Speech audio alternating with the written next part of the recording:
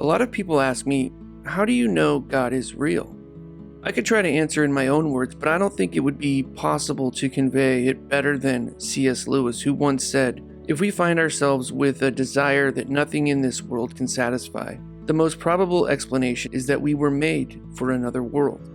You see, no matter where you live or what your status is, if you're honest, you'll admit that the things of this world, money, fame, power, etc., cannot fulfill your inmost desires. We simply were made for something more. But we're easily deceived by the promises of this world because we walk a thin line. The things in our lives do have purpose, but none of them are our purpose in life.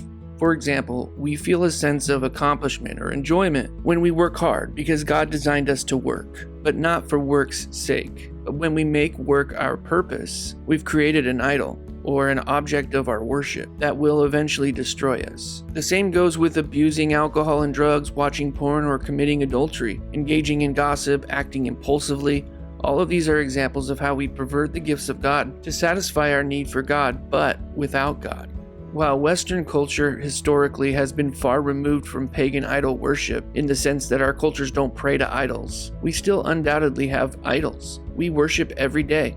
Some of us worship ourselves, and others worship celebrities or things like cars or even music. But none of these idols will ever fill the need we have in our hearts for God. So why don't we just worship God if that's what we're made for? Good question.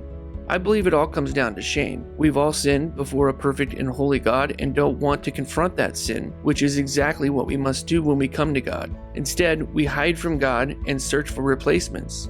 Idols. In the Bible, in Psalm chapter 115, verses 2 through 8, we see a compelling example of what idol worship leads to. It reads, "Why do the nations say, 'Where is their God?' Our God is in heaven. He does whatever he pleases. But their idols are silver and gold, made by human hands. They have mouths, but cannot speak. Eyes, but cannot see. They have ears, but cannot hear.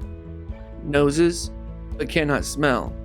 They have hands, but cannot feel. Feet, but cannot walk. Nor can they utter a sound with their throats.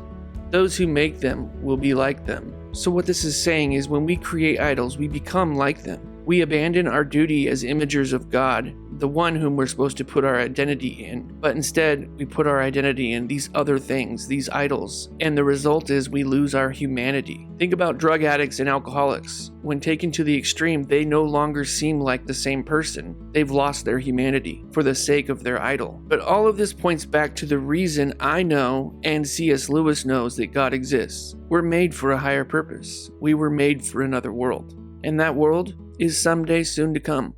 Take care and God bless.